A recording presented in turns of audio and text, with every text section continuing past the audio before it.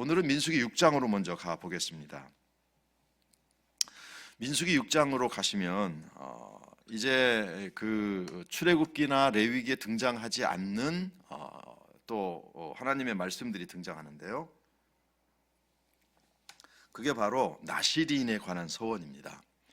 2절 말씀 보시면 이스라엘 자손에게 전하여 그들에게 이르라. 남자나 여자가, 남자만 하는 게 아니고요, 여자도 그렇습니다. 남자나 여자가 특별한 서원, 곧 나시린의 서원을 하고 자기 몸을 구별하여 여호와께 드리려고 하면, 이렇게 되어 있습니다. 그래서 나시린이라고 하는 제도를 하나님께서 민수기에 와서 말씀을 하십니다. 출애굽기나 레위기에는 나오지 않는데 갑자기 나시린에 관한 법을 말씀하시는 이유를 나중에 좀 더 설명해 드리겠습니다만은, 나시린이라고 하는 이 나실이라고 하는 뜻은 구분된 자, 구별된 자라고 하는 뜻입니다. 6장을 다 읽어보시면 나시린에 관한 설명이 자세하게 나와 있습니다만은, 나시린은 일평생 혹은 특별한 헌신을 위해 한시적으로 세상과 단절하고 스스로를 구별하여 하나님께 자신을 봉헌한 자를 나시린이라고 이야기합니다. 그러니까 나시린의 서원을 할 때는 평생 나시린으로 서원할 수도 있고요, 일정 기간만 나시린으로 서원할 수도 있습니다. 평생 나시린이라고 우리가 보면 성경에 나타나는 사람은 여러분 잘 아시는 대로 삼손이라고 하는 사사가 있고요, 그 다음에 선지자였던 사사요 선지자였던 사무엘 역시 평생 나시린이라고 보시면 되겠습니다. 신약에 오면 세례 요한이 평생 나시린으로 서원했을 것이다 라고 우리가 생각을 하지요. 그렇기 때문에 이 나시린이라고 하는 것은요, 평생 헌신할 수도 있고 아니면 일정 시간만 하나님 앞에 헌신할 수도 있고, 그 기간 동안은 나시린의 법도를 지켜서 살아가는 어떤 특별한 헌신과 봉사를 위해서 구별된 사람들을 바로 나시린, 이렇게 이야기합니다. 세례 요한을 일단 나시린으로 보기도 하고요, 그 다음에 일시적으로 나시린의 어떤 소원을 했을 거라고 보는 사람이 바로 사도 바울입니다. 사도행전 18장 18절에 보시면 바울은 더 여러 날 머물다가 형제들과 작별하고 배 타고 수리아로 떠나갈새 브리스길라와 아굴라도 함께 하더라. 바울이 일찍이 서원이 있었으므로 겐그레아에서 머리를 깎았더라, 그렇게 말씀하고 있습니다. 그래서 아마 사도 바울도 이게 뭐 나시린의 서원을 했다라고 꼭 나와 있는 것은 아니지만 머리를 깎고 뭐 이렇게 했던 것을 보면 특별한 어떤 것을 위해서, 물론 사도 바울은 선교사로 헌신한 존재이긴 합니다만은 어떤 그 중에서도 특별한 어떤 사건을 위해서 나시린의 서원을 한 것이 아닐까라고 우리가 추측을 하게 되는 것입니다. 한시적인 나시린이든지 아니면 평생 헌신을 하는 나시린이든지 특별히 세 가지를 금해야 되는데요, 포도나무에서 나는 소산물은 어떤 것도 먹을 수 없었다라는 것입니다. 두 번째는 시체를 가까이 할 수 없었다. 서원 기간 동안 머리를 깎으면 안 된다. 이 세 가지입니다. 포도주와 관련된 것을 먹으면 안 된다, 시체를 가까이 할 수 없다, 머리를 깎지 말아야 된다라는 것이죠. 왜 이렇게 하셨는지는 사실은 정확하게 나와 있지 않습니다만은, 포도주와 포도주에서 난 것은 이스라엘 백성들에게 굉장히 가까운 것이고요, 또 특별히 포도주라든지 이런 것들은 굉장히 가까이 하는 음료였거든요. 그렇게 본다면 가까운, 흔히 할 수 있는 것들을 금하고, 그래서 하나님 앞에 어떤 헌신하는 표시를 구별하기 위해서 이런 것들을 했을 거라고 생각이 됩니다. 이제 우리가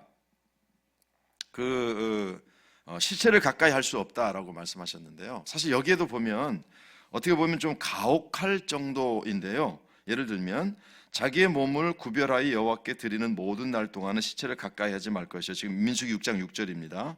7절, 그의 품에 형제 자매가 죽은 때라도 그로 말미암아 몸을 더럽히지 말 것이니 이는 자기의 몸을 구별하여 하나님께 드리는 표가, 이렇게 되어 있습니다. 그래서 일반적으로 보면 생활 속에서 이제 어떻게 보면 가장 가까운 것을 끊고 그 자신의 삶을 구별하는 것이고요. 그 다음에 이 각 시체를 만지지 못한다고 하는 것은 일반 사람들의 시체뿐만 아니라 여기 보면 부모 형제의 시체라도 만지면 안 된다라고 말씀하시면서 어떻게 보면 가장 가까운, 그러니까 포도주가 세상 속에서 가장 가까운 어떤 연결고리가 있다면 그것을 금해야 되고, 부모 형제의 죽음이라고 하는 것이 개인에게는 굉장히 중요한 것이거든요. 그런 인간관계에서 가장 가까운 것도 금할 수 있어야 된다라는 것이고요. 서원 기간 동안 머리를 깎지 말아야 되는 것은 저 사람이 나시린으로 서원했다는 것이 사람들에게 드러나게 되는 것이죠. 그러니까 나시린에 서원했을 때에 몰래 하는 것이 아니라 사람들에게 드러나게 되는 것입니다. 그렇기 때문에 포도와 관련된 거 가까이 하지 마라, 금하라. 시체를 만지지 말라라고, 부모 형제의 시체라도 만지지 마라. 그리고 머리를 길러라, 이렇게 말씀하시는 이유가 그 사람이 나시린 그 시간 동안, 평생이라면 평생 동안, 또 일정한 기간이라면 어쨌든 그렇게 구별해서 자신의 모습을 사람들에게 드러내고 헌신하고 구별되는 삶을 살아야 된다라고 이야기하고 있습니다. 유대인의 전통에 보면 이방인을 제외한 모든 이스라엘 남녀는 심지어 종까지도 나시린의 서원을 할 수 있었다라고 이야기하고 있고요. 나시린 서원을 한 자는 최소한 30일 이상의 기간을 정해야 한다라고 되어 있습니다. 그렇기 때문에 이게 이제 성경에 나오는 이야기는 아니고요. 유대 전통에 의하면 이방인은 나시린의 서원을 할 수 없고, 유대인이라면, 이스라엘 사람이라면 누구든지 나시린의 서원을 할 수 있었다. 그리고 나시린의 서원을 하려면 최소한 30일 정도의 기간은 정해야 된다라고 하는 것이죠. 그래서 이 나시린의 제도가 있었다라는 것입니다. 그런데 아까 말씀드린 것처럼 삼손이라든지 사무엘이라든지 또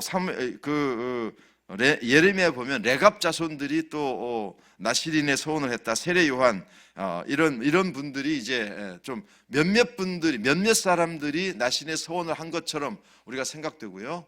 그리고 이 사람들이 구체적으로 무엇을 했는지는 이제 우리가 삼손이라든지 이런 사람들은 알 수 있지만, 이런 사람들 말고도 사실은 많은 사람들이 나시린의 서원을 했을 것입니다. 도대체 그 사람들이 뭘 했을까? 정확하게 성경의 기록이 나와 있지 않기 때문에 잘 알 수는 없습니다만은, 아모스 2장의 말씀을 한번 보십시다. 내가 너희를 애굽 땅에서 이끌어내어 40년 동안 광야에서 인도하고 아모리 사람의 땅을 너희가 차지하게 하였고, 또 너희 아들 중에서 선지자를, 또 너희 청년 중에서 나시린을 일으켰나니 이스라엘 자손들아 과연 그렇지 아니하냐, 이렇게 말씀. 잘 보세요. 오늘 말씀해 보시면 광야 40년의 삶을 지금 이야기하고 있는데요. 광야 40년의 삶에 선지자를 세우시고 청년 중에서 나시린을 일으켰다라고 말씀하고 계시거든요. 그러니까 나시린이 몇 명이었는지, 또 몇 사람이나 어떻게 무슨 일을 했는지 잘 모르겠습니다만은 광야 40년 동안 나시린을 일으켰다라고 말씀하고 있잖아요. 그러니까 광야 40년의 삶이라고 하는 것이 우리가 알고 있는데 지도자들이 있습니다. 모세와 아론 같은 지도자들, 또 10부장, 100부장 이런 사람들도 있지만, 그 나시린들이 하나님 앞에 헌신하면서 그 광야 40년의 기간 동안 그들이 영적으로 또는 사회적으로 질서를 유지할 수 있도록 많은 나시린들이 서원을 하고, 그래서 광야의 삶 동안 하나님께서 이 수많은 그 사람들을 이끌어갈 수 있도록 역사하지 않으셨는가, 우리가 이렇게 추측할 수 있습니다. 그래서 광야 40년 동안 나시린들을 세우셨다라고 하는 이 말씀이 아모스의 말씀에 나오기 때문에 우리가 그렇게 우리가 알지 못하는 나시린들이 꽤 많이 있었고, 그들이 하나님 앞에 헌신했다라고 하는 것을 알 수 있게 됩니다. 서원 기간이 만료되면 그때까지 자란 머리털을 깎아서 제물과 함께 하나님께 제사를 드려야 했다라고 말씀하고 있죠. 그러니까 이 바울이 머리털을 깎았다라고 하는 것을 보면 어떤 기간 동안 무엇인가 하여튼 뭔가 소원을 했던 것 같고요. 그래서 그것이 만료가 되면서 이제 머리를 깎았을 거라고 우리가 보게 된다는 것입니다. 어쨌든 이 나시린의 제도가 있다라는 사실이고요. 어떻게 보면 이 시대에 나시린들이 바로 그리스도인들이죠. 왜냐하면 나시린의 뜻이 구별된 자라는 말씀을 드렸잖아요. 우리 그리스도인들도 어떤 사람들입니까? 이 시대에 하나님께서 이 시대를 밝히기 위한 빛과 소금의 나시린들이죠. 구별된 자들이죠.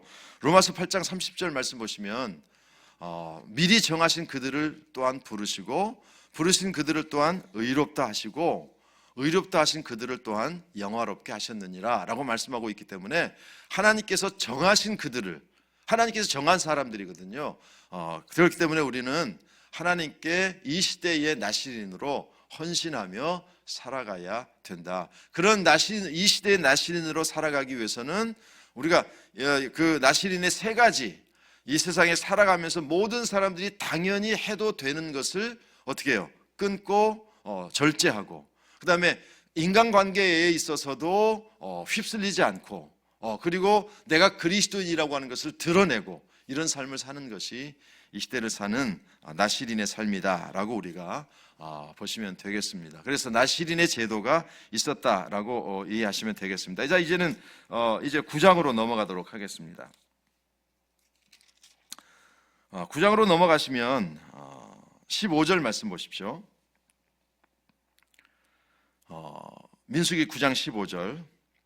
성막을 세운 날에 구름이 성막 곧 증거의 성막을 덮었고 저녁이 되면 성막 위에 불 모양 같은 것이 나타나서 아침까지 이르렀으되 항상 그러하여 낮에는 구름이 그것을 덮었고 밤이면 불 모양이 있었는데 구름이 성막에 떠오르는 때에는 이스라엘 자손이 곧 행진하였고 구름이 머무르는 곳에 이스라엘 자손이 진을 쳤으니 이스라엘 자손이 여호와의 명령을 따라 행진하였고 여호와의 명령을 따라 진을 쳤으며 구름이 성막 위에 머무는 동안에는 그들이 진영에 머물렀고 구름이 성막 위에 머무는 날이 오랠 때에는 이스라엘 자손이 여호와의 명령을 지켜 행진하지 아니하였으며 혹시 구름이 성막 위에 머무는 날이 적을 때에도 그들이 다만 여호와의 명령을 따라 진영에 머물고 여호와의 명령을 따라 행진하였으며 혹시 구름이 저녁부터 아침까지 있다가 아침에 구름이 떠오를 때에는 그들이 행진하였고 구름이 밤낮 있다가 떠오르면 행진하였으며 이틀이든지 한 달이든지 1년이든지 구름이 성막 위에 머물러 있을 동안에는 이스라엘 자손이 진영에 머물고 행진하지 아니하다가 떠오르면 행진하였으니 곧 그들이 여호와의 명령을 따라 진을 치며 여호와의 명령을 따라 행진하고 또 모세를 통하여 이르신 여호와의 명령을 따라 여호와의 책임을 지켰더라. 그렇게 되어 있습니다. 자, 우리가 보통 구름 기둥과 불 기둥을 이야기하는데요. 이제 우리가 가끔 기도할 때도 그런 이야기하죠.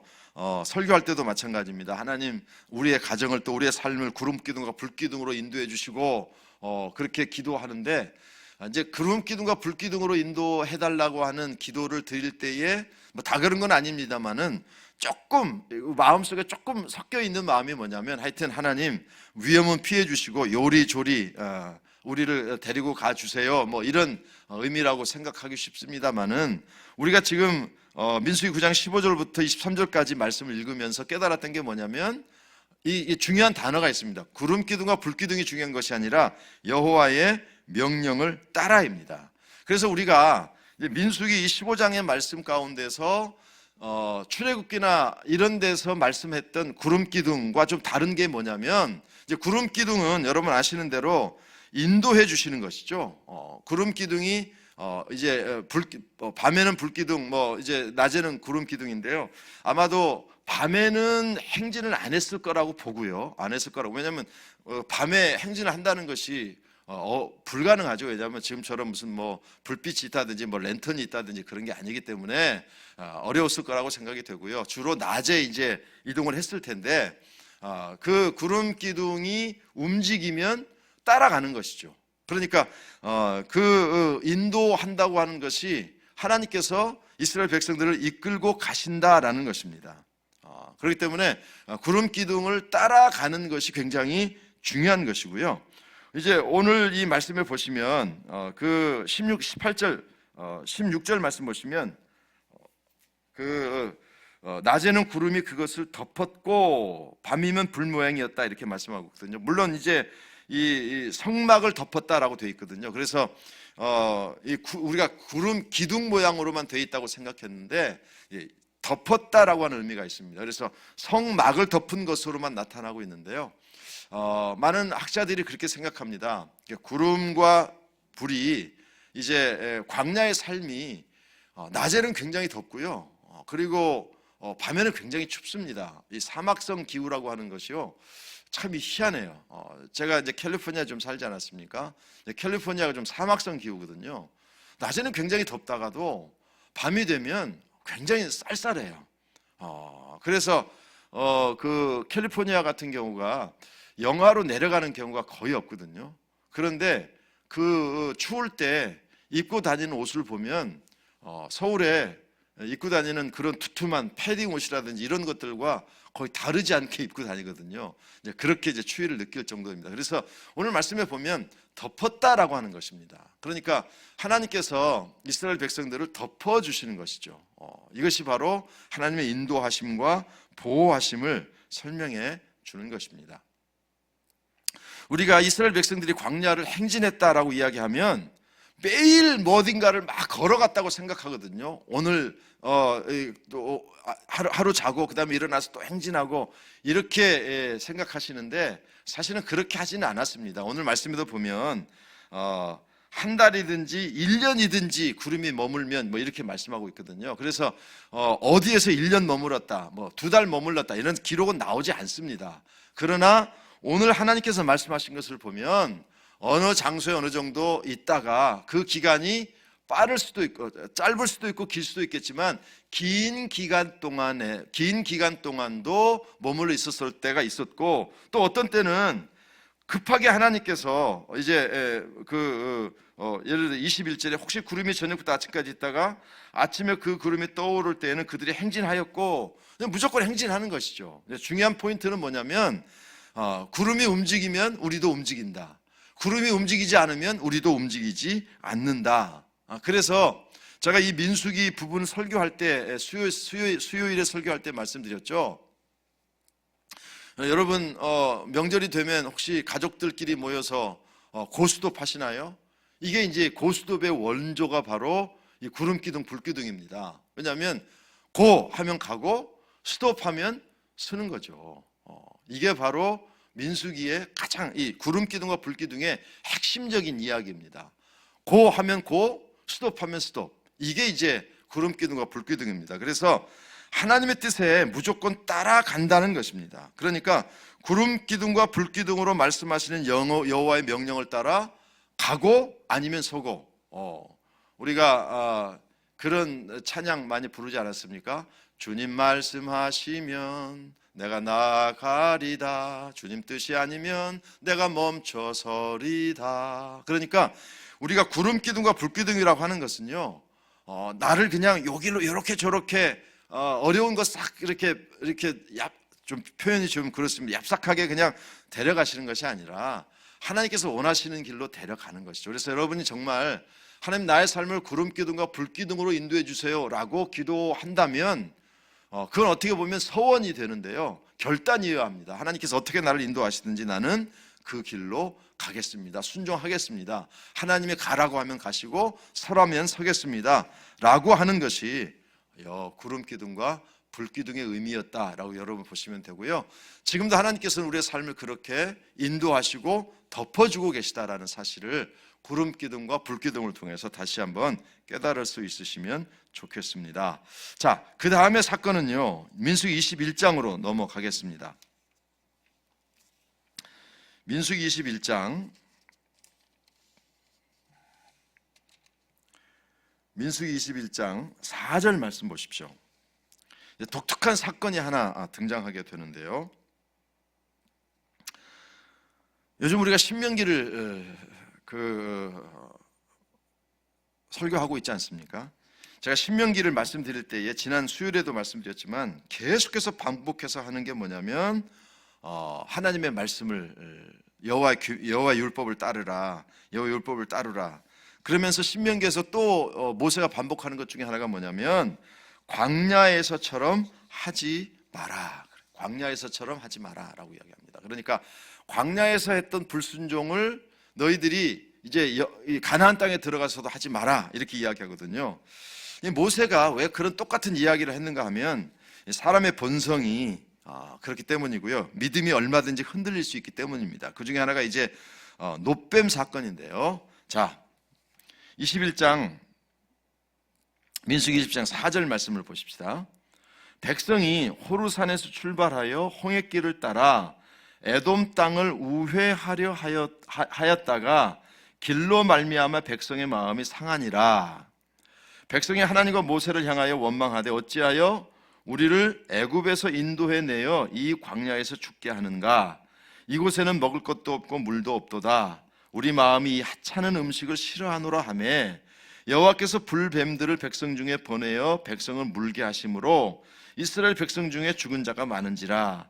백성이 모세에게 이르러 말하되 우리가 여호와 당신을 향하여 원망함으로 범죄하여 싸우니 여호와께 기도하여 이 뱀들을 우리에게 떠나게 하소서. 모세가 백성을 위하여 기도하며 여호와께서 모세에게 이르시되 불뱀을 만들어 장대 위에 매달아 물린 자마다 그것을 보면 살리라.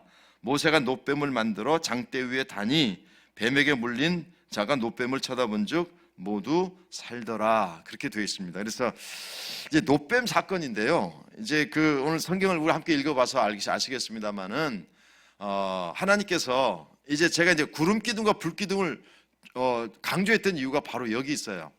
구름 기둥과 불 기둥은 하나님께서 이끌고 가십니다. 그런데요, 우리가 깨달아야 될 게 뭐냐면 하나님의 인도하심이 내 마음에 꼭 드는 건 아니에요. 하나님의 나를 이끌어 가실 때에 내가 생각할 때 좋은 길로만 데려가시는 것은 아니거든요. 자, 그런데 여기서 이제 중요한 것은요, 내가 생각할 때 좋은 것과 하나님이 생각할 때 좋은 것, 어떤 게 더 좋을까요? 하나님이 생각하시는 것이 훨씬 더 좋은 것이죠. 그런데 하나님께서는 오늘 말씀에 보면 에돔 땅을 지나가면 좋은데 에돔 땅을 하나님께서 우회해서 데리고 가는데 그 길이 좋지 않아요. 그러니까 조금만 불편하면 이제 불평하기 시작합니다. 참 이스라엘 사람들은 정말 독특합니다. 원망과 불평을 얼마나 쉽게 하고 얼마나 잘하는지 모르겠습니다. 자, 그런데 하나님께서 이번에는 즉시 응징을 하셔요. 그게 뭐냐면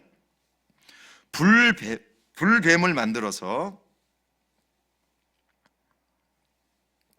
사람들을 물어 죽이십니다. 참 사람들이요, 보세요. 모세에게 뭐라고 이야기합니까? 왜 우리를 애굽 땅에서 이끌어내서 이렇게 이 땅에서 이렇게 힘들게 하는가? 그냥 차라리 애굽에 있었으면 좋았을 텐데. 그래도 애굽 땅에서는 뭐 이것도 먹고 저것도 먹었는데 이거 뭐 광야에서 만나나 먹고 이것 도대체 뭐야? 뭐 이런 거죠. 이런 불평을 하니까 또 하나님께서 불뱀을 보내시지 않습니까? 그런데 이번에는 또 모세에게 찾아와서 뭐라고 이야기하는가 하면 기도해 달라는 겁니다. 우리가 죽게 됐으니까 기도해 달라. 참 모세도 힘들었을 것 같아요. 어느 장단에 맞춰서 춤을 춰야 할지 참 고통스러웠을 것입니다. 그러니까 불편하면 원망하고 그냥 하나님 앞 모세 와서 괴롭히고 또 그러다가 자기네가 필요하면 기도해 달라고 하고 참 모세가 힘들었을 것 같아요. 어쨌든 하나님께서 희한한 방법으로 사람들을 치유하십니다. 이번에는 어떤 방법으로 치유하시는가 하면 모세에게 그 볼뱀과 똑같은 모양을 놋으로 뱀을 만들어서 장대 위에 높이 달아라. 그것을 바라보는 사람들은 고침을 받게 될 거다라고 이야기하면서 모세가 놋뱀을 만들어 장대 위에 다니 뱀에게 물린 자가 놋뱀을 쳐다본즉 모두 살더라. 그렇게 말씀하고 있습니다. 자, 그런데요, 이 놋뱀이 결국은 누구를 상징하시는, 그러니까 이 사건이요, 이스라엘 백성들이 불평하고 원망해서 일어난 사건이 분명히 맞습니다만은 이 사건을 통해서 하나님께서 희한한 방법으로 놋뱀을 만들어서 장대 위에 높이 달지 않습니까? 근데 이것은요, 어떻게 보면 누구를 이 어떤 구원을, 그러니까 이스라엘 백성들에게 하나님께서 이 모든 역사를 이렇게 가시면서 이제 우리가 보통 이렇게 이야기하죠. 구약은 감추어진 예수님에 대해서 설명하고 신약은 드러난 예수님에 대해서 설명한다라고 말씀을 드렸는데요. 구약 곳곳에 보면 바로 감추어진 예수님이 드러나는데요. 이 노뱀도 사실은 높이 들리시는, 그러니까 모든 사람들을 위해 십자가에 죽으실 예수 그리스도를 상징하는 것입니다. 요한복음의 말씀을 보실 텐데요. 요한복음 3장에 보면 내가 땅의 일을 말하여도 너희가 믿지 아니하거든 하물며 하늘의 일을 말하면 어떻게 믿겠느냐. 하늘에서 내려온 자 곧 인자 외에는 하늘에 올라간 자가 없느니라. 모세가 광야에서 뱀을 든 것 같이 인자도 들려야 하리니 이는 그를 믿는 자마다 영생을 얻게 하려 하심이라. 자 보세요. 14절에 예수님께서 뭐라고 말씀하십니까?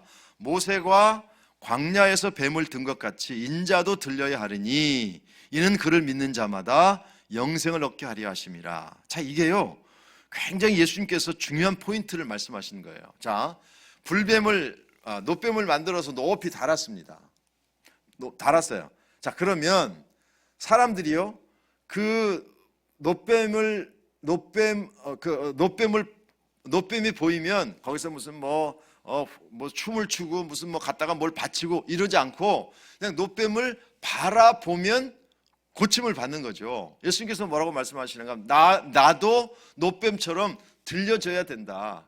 누구든지 믿으면 영생을 얻게 된다라고 말씀하시면서 구원 없는 조건이 아니라 믿음이라고 하는 구원의 조건을 통해서 영생이 주어진다는 사실을 이 노뱀 사건을 통해서 예수님 스스로가 설명해 주고 계시다라는 것이죠. 그런 의미에서 노뱀 사건은 불평 때문에 생겨난 사건이긴 합니다만은 어쨌든 그 노뱀을 만들어서 장대에 높이 다는 과정을 통해서 하나님께서는 예수 그리스도께서 십자가에 죽으시고 그를 믿음으로 말미암아 영생이 주어지는 이 모습을 이 노뱀 사건을 통해서 보여주셨다라고 우리가 이해를 하시면 좋겠습니다. 자, 그런데 문제는요, 이제 이 광야에서 노뱀을 만들어서 높이 달았잖아요.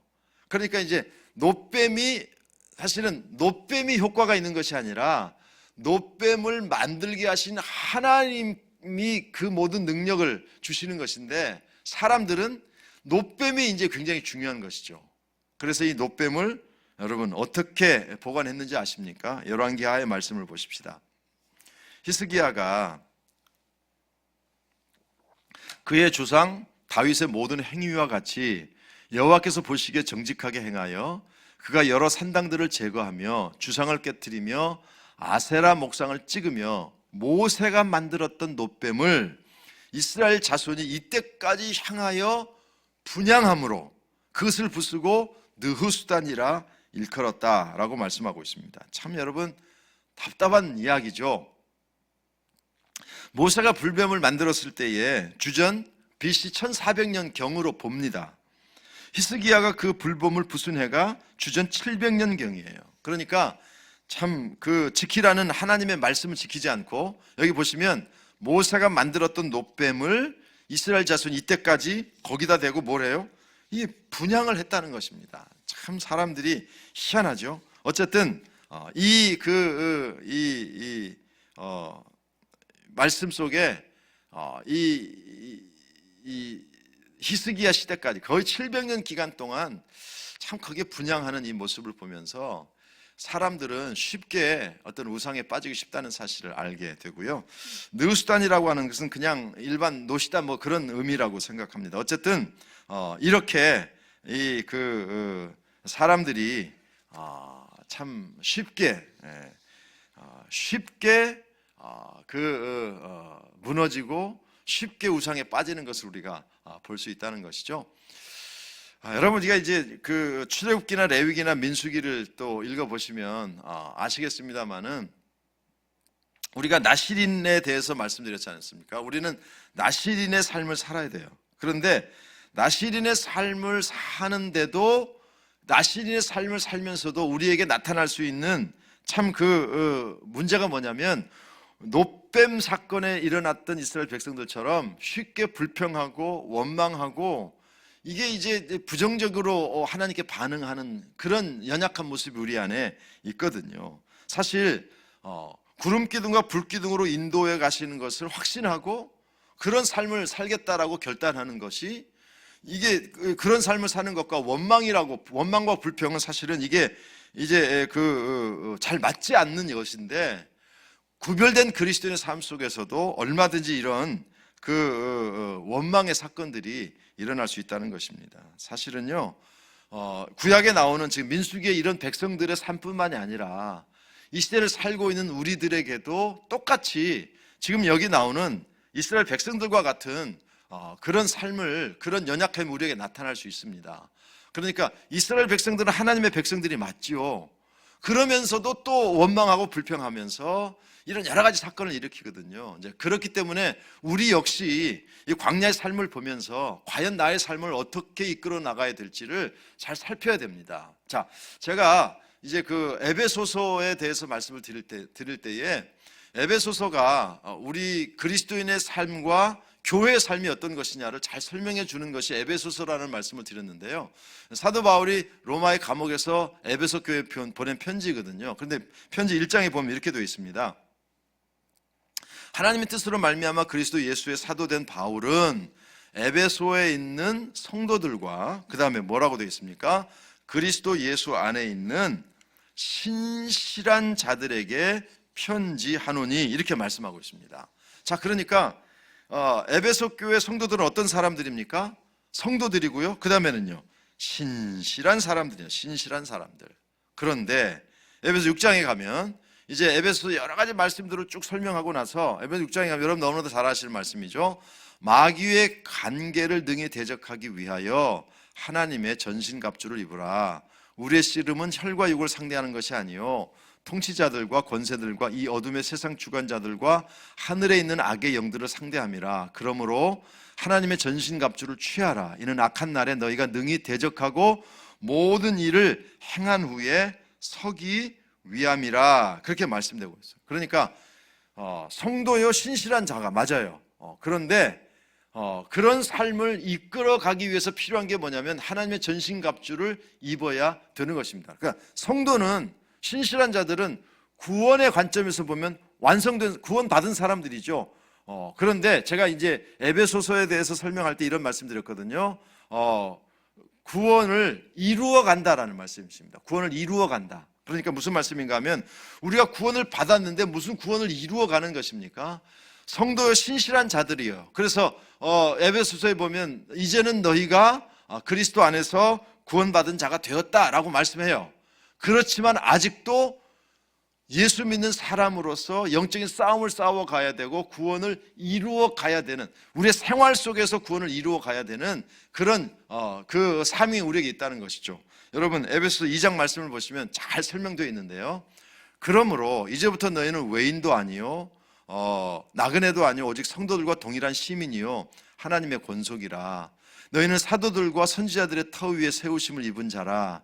그리스도 예수께서 친히 모퉁이 돌이 되셨느니라. 그의 안에서 건물마다 서로 연결하여 주 안에서 성전이 되어가고 너희도 성령 안에서 하나님의 거하실 처소가 되기 위하여 그리스도 예수 안에서 지어져 가느니라. 자, 오늘 이 말씀을 보시면 사도 바울이 우리에게 이렇게 설명해요. 제가 이런 말씀드렸죠. 에베소 교회 성도들에게 편지하면서 신실한 자들이고 성도들이다. 구원이 이미 하나님의 자녀로 거듭난 존재들이죠. 그런데 아직도 어떻게 돼요? 지어져 가고 있는 존재들이라는 것입니다. 그러니까 우리가 구약에 나오는 이 성도들의 모습을 보면서 우리가 교훈을 받아야 될 게 뭐냐면, 우리가 예수 믿고 구원 받았음에도 불구하고 우리의 삶 속에서 온전함을 이루어 가기까지는 아직도 계속해서 나아가야 될 길들이 있다. 그렇기 때문에 우리가 이렇게 성경을 공부하기도 하고 예배에 참석하기도 하고 기도하면서 믿음의 삶을 살아가야 된다라는 사실을 여러분들이 보실 수 있었으면 좋겠습니다. 자, 그렇기 때문에 이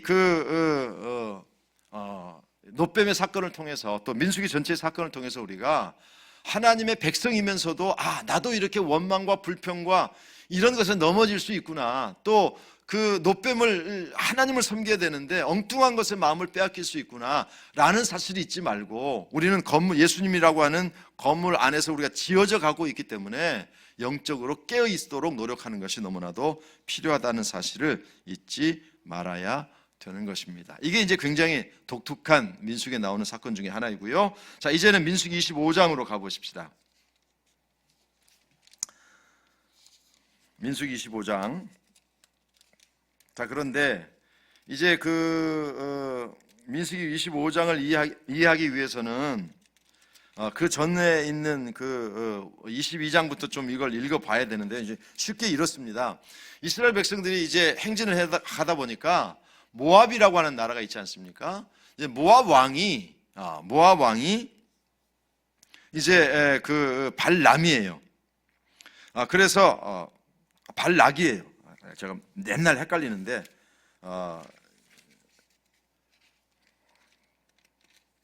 발락이에요. 발락. 모압 왕이 발락인데요. 이제 모압 이스라엘 백성들이 쳐들어온다는 이야기를 듣고 겁이 난 거예요. 그런데 그 모압에 굉장히 유명한 선지자 하나, 그 능력 있는 선지자 한 사람이 있었어요. 그 사람 이름이 뭐냐면 발람이에요. 같은 발씨인데요. 발락이 발람을 초청을 합니다. 그래서 뭐라고 이야기하는가 하면 이스라엘 민족을 저주해달라. 그러니까 이 발락이 발람을 불러서 이스라엘 백성들을 저주해달라라고 이야기하는데, 하나님께서 발람의 저주를 막으셔요. 그래서 이 발람이 발락의 요구대로 저주를 할 수가 없었어요. 오히려 3번씩이나 오히려 이스라엘 백성들을 축복하는 선포를 하게 되거든요. 그러니까 이제 발락이 너무 화가 나는 거예요.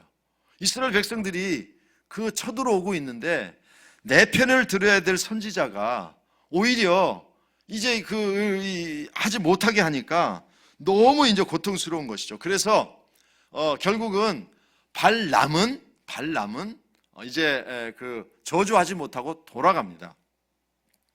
이제 그런 그 와중에 이런 사건이 있죠.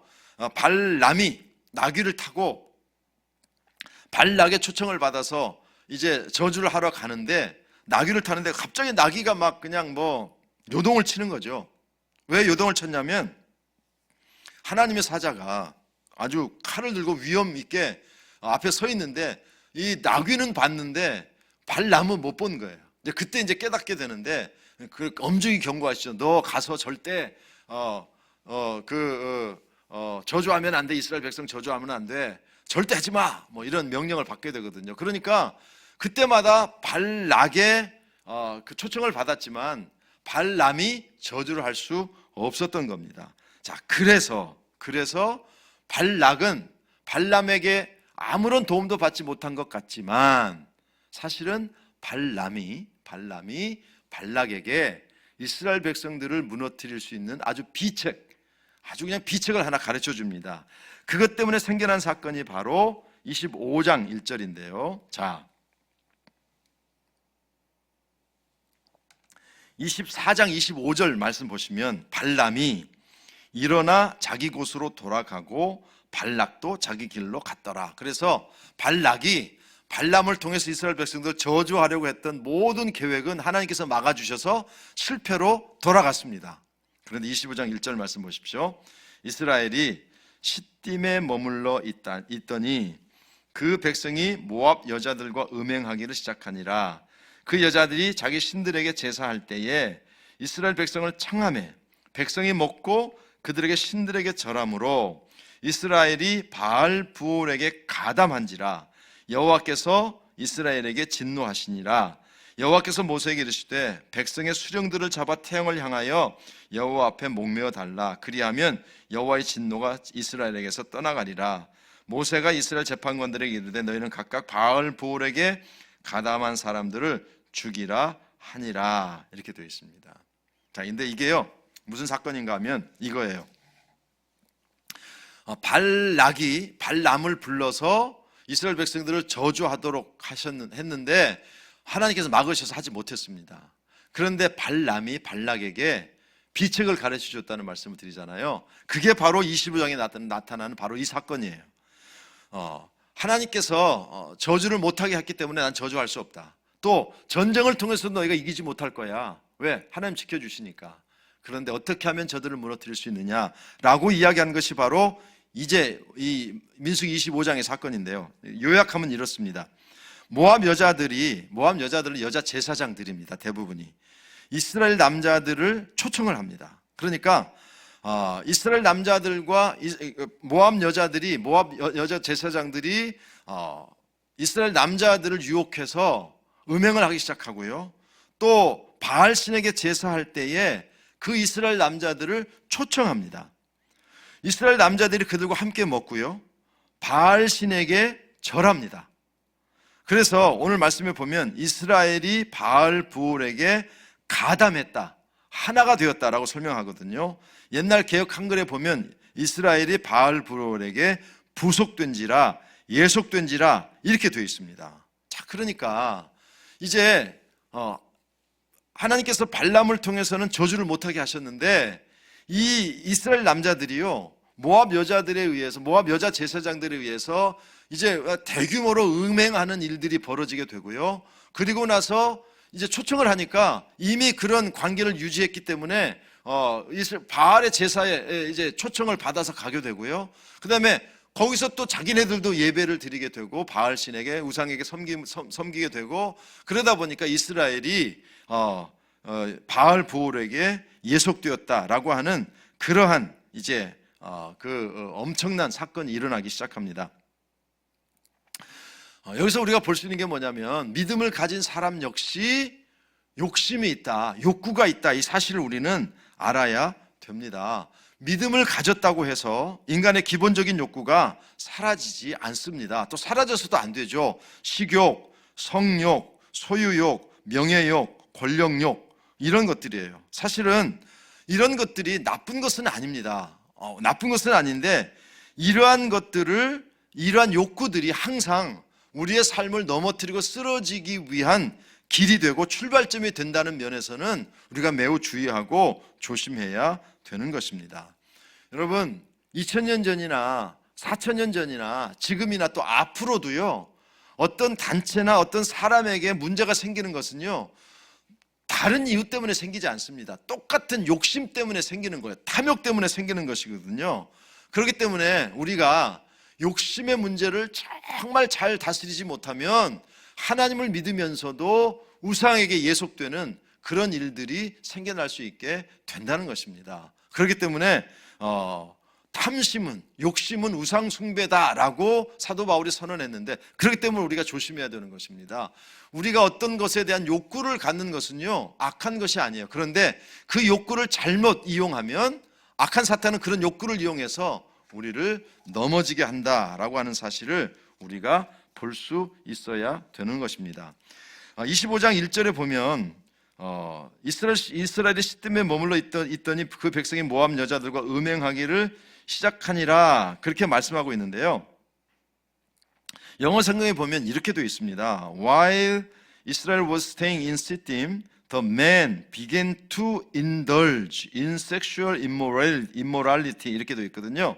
그러니까 여기서 indulge라고 하는 단어가 나오는데, 이게 이제 어떻게 보면 탐닉하다라는 것이거든요. 탐닉하다. 그러니까 이스라엘 백성들이 모압 여자들이 그렇게 초청을 했을 때에 그들의 마음 속에 이제 그런 것을 이제 더 가지려고 하는 욕심이 더 극대화된 것이죠. 그렇기 때문에 여기서 중요한 게 뭐냐면 이 이스라엘 백성들이 모압 여자들과의 그런 관계를 가진 것이 자기 자신의 선택이라는 것입니다. 자기 자신의 선택.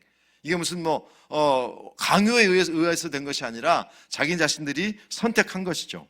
그러니까 그 다음에는 이제 이 여자들이요, 한번 그런 관계를 맺고 나서는 어떻게 합니까? 그 남자들을 또 초청합니다. 이 남자들이 몇 명이나 됐는지 잘 모르겠어요. 적은 인원은 아니었을 것 같고요, 꽤 많은 인원이었을 거라고 생각합니다. 어쨌든 그 남자들을 초청합니다. 그런데요, 죄라는 게 이상해서요, 한 가지 죄를 범하면 그 다음 죄를 범하는 것이요, 그렇게 어렵지 않습니다. 어렵지 않아요. 그러니까 여기 보면 여자들과의 잘못된 관계를 맺고 나니까 그 다음에 바알에게 제사 드리는 것 그렇게 주저할 필요가 없는 것이죠. 왜냐하면 이미 시작되었으니까. 그 다음에 이제 먹고라고 되어 있는데, 먹고, 여기서 이제 먹고 마시고인데, 성삭제들은 거기서 뭘 마셨겠습니까? 사이다 콜라 마셨겠습니까? 그냥 생수 마셨겠습니까? 아니죠. 분명히 알코올이 들어있는 음료, 그리고 음식을 먹었을 거라고 생각이 되거든요. 그러니까 보세요. 음행하는 것, 잘못된 것이죠. 두 번째는 바알에게 제사 드린 것, 이것도 잘못된 것이죠. 그 다음에 알코올 음료와 음식을 먹습니다. 여러분, 제가 말씀드렸죠. 이스라엘 백성들에게 중요한 게 뭐라고요? 음식법이죠. 음식법을 어기게 됩니다. 바알에게 절합니다. 그러니까 죄가 점점 더 어떻게 돼요? 커져가는 것이죠. 그렇기 때문에 우리가 이렇게 읽어야 돼요. 음행하고 초대하고 음식 먹고 절하고.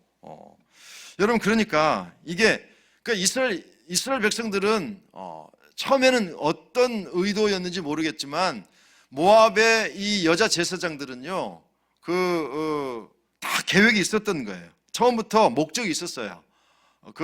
여러분, 기생충이라는 영화에 보면 아버지가 아들한테 그런 얘기 하지 않습니까?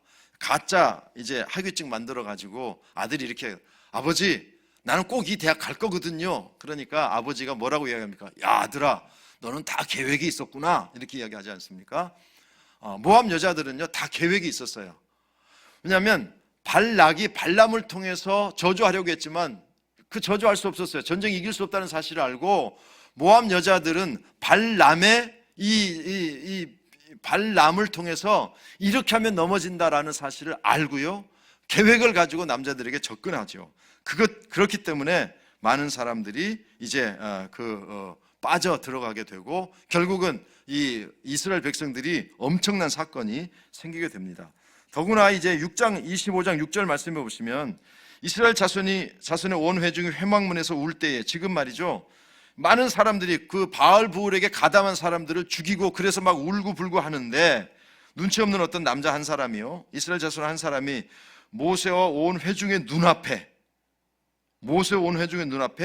미디안의 한 여자 여인을 데리고 그 형제에게로 온지라 제사장 아론의 손자 엘르아살의 아들 비느하스가 보고 회중 가운데서 일어나 손에 창을 들고 그 이스라엘 남자를 따라 그의 막사에 들어가 이스라엘 남자와 그 여인의 배를 꿰뚫어 두 사람을 죽이니 연병이 이스라엘 자손에게 그쳤더라. 그 연병으로 죽은 자가 24,000명이었더라.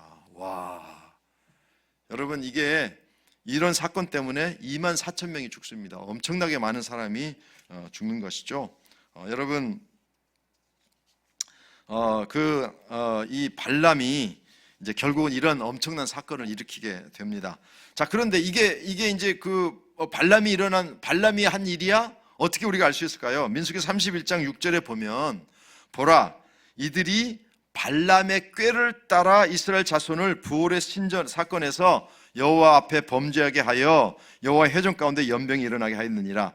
민수기 31장에 가면 여기에는 이제 발람이 이런 비책을 제공했다는 이야기가 나오지 않는데 민수기 31장에 가면 이게 발람이 가르쳐준 계책이다라고 하는 사실을 기록해 놓고 있거든요. 그래서 이런 일들이 일어난 것이고요. 결국은 하나님께서 발람을 막으셨는데 이스라엘 백성들이 자신들이 스스로 죄를 선택해서 결국은 이런 실패를 겪게 되고요, 24,000명이라고 하는 엄청난 사람들이 죽음을 당하게 되는 끔찍한 일들이 일어나게 된다는 것입니다. 더 무서운 것은요, 24,000명이 죽었다는 사실을 알면서도 이스라엘의 죄악은 그때 한 번으로 끝나지 않는 것이고요, 또 이 시대에도, 지금 이 시대에도 발람과 같이, 발람의 꾀같이 악한 사탄이 우리를 유혹해서 의도를 가지고 우리를 넘어뜨리고 쓰러뜨리려고 하는 그런 악한 시도가 우리에게도 있다라는 사실이고요.